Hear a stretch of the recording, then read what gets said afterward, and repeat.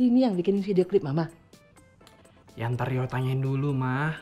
Penulisan skenario merupakan tahap yang cukup kompleks dan memakan waktu yang banyak.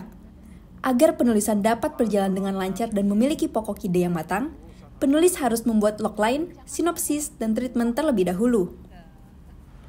Yang penting konsepnya dulu. Berkarya seegois mungkin. Bikin semacam waktu yang tepat buat memulai. Halo semuanya, selamat datang di Siasat Sinema, tempat di mana Studio Antelope berbagi tips dan siasat seputar filmmaker. Siasat Sinema sudah memasuki season 2 nih, dengan mengusut tema Script to Screen. Pada season ini, Siasat Sinema akan memberikan kalian panduan lengkap untuk mengetahui apa saja sih langkah yang harus kalian lalui untuk membuat sebuah film.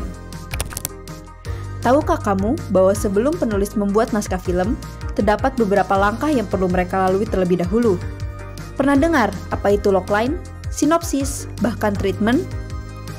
Pada episode ini, Siasat Sinema ingin mengajak kalian semua untuk membahas mengenai 3 langkah menulis naskah film. Langkah pertama adalah logline. Setelah mendapatkan gambaran kasar mengenai ide cerita, penulis biasanya akan membuat logline. Apa sih logline itu? Logline merupakan sebuah kalimat utuh yang berisikan gambaran umum dari ide ceritamu. Melalui logline, pembaca dapat mengetahui cerita apa yang hendak kamu sampaikan. Logline ini dapat digunakan untuk menjual cerita yang kamu punya jika kamu hendak melakukan pitch ke produser loh. Biru, kupu-kupu berterbangan. Pokoknya aku ingin penonton kita itu terbawa sampai ke alam mimpi. Kamu sudah mengetahui apa itu logline kan? Kalau cara menulisnya bagaimana? Kamu sudah tahu belum? Mudahnya, logline itu terdiri dari 3 aspek utama, yaitu karakter, aksi, dan tindakan. Biar kamu paham, kita langsung ke contohnya aja yuk. Berikut contoh logline dari film Finding Nemo. Seekor ikan badut yang penakut menantang marabaya di samudra lepas untuk mencari anak semata wayangnya yang diculik oleh seorang penyelam tak dikenal. Nah, saatnya kita analisa. Dari logline tersebut, kita mengetahui bahwa karakternya adalah seekor ikan badut yang penakut. Aksi dari sang ikan badut adalah menantang marabaya di samudra lepas. Dan tindakannya adalah anaknya diculik oleh seorang penyelam tak dikenal. Mudah kan? Jadi, gimana? Kamu sudah tahu belum logline dari ide cerita kamu? Perlu diingat bahwa logline merupakan pondasi utama kamu dalam menulis dan mengembangkan cerita. I don't want to know what you gotta do. Just keep swimming, just keep swimming, just keep swimming, swimming, swimming. What do we do? Langkah selanjutnya yang dapat dilakukan setelah menentukan logline ceritamu adalah membuat sinopsis. Sinopsis sendiri terdiri dari 2 jenis loh, yaitu sinopsis pendek dan sinopsis panjang. Yuk, kita bahas mengenai sinopsis pendek terlebih dahulu.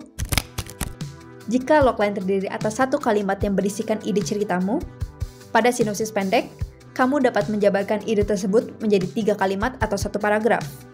Kamu tetap harus fokus kepada logline-mu ya saat menulis sinopsis.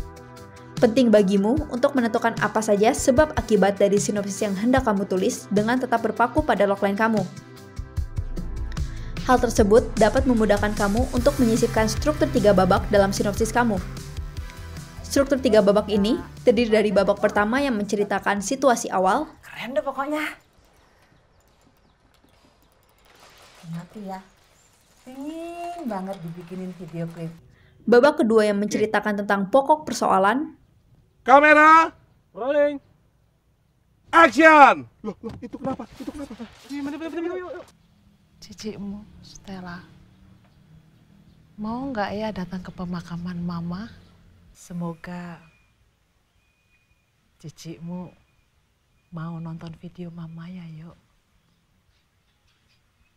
Dan babak ketiga menceritakan penyelesaian. Yakinkan aku harapan masih bisa bersemi.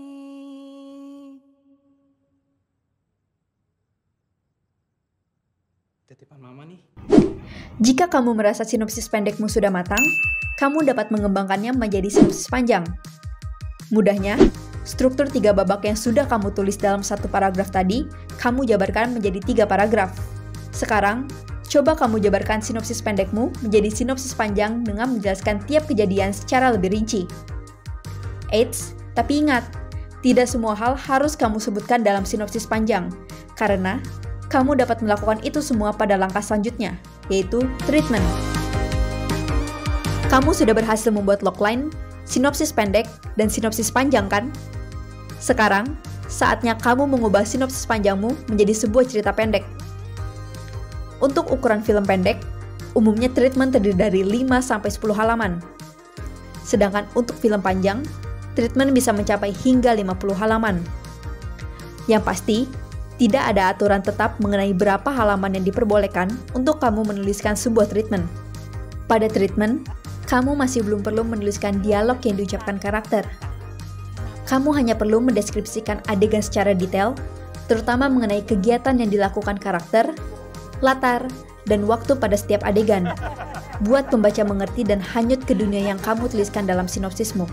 Ya, siapa tahu nanti kalau reinkarnasi, Tante bisa kayak Raisa. Bagaimana? Kamu sudah tahu dan paham kan apa saja langkah-langkah yang harus kamu lakukan untuk menulis naskah? Jika kamu sudah merasa puas dengan logline, sinopsis, dan treatmentmu, artinya kamu sudah siap untuk menulis naskah. Pada episode selanjutnya, Siasat Sinema akan mengajak kamu untuk mengetahui semua hal tentang penulisan naskah.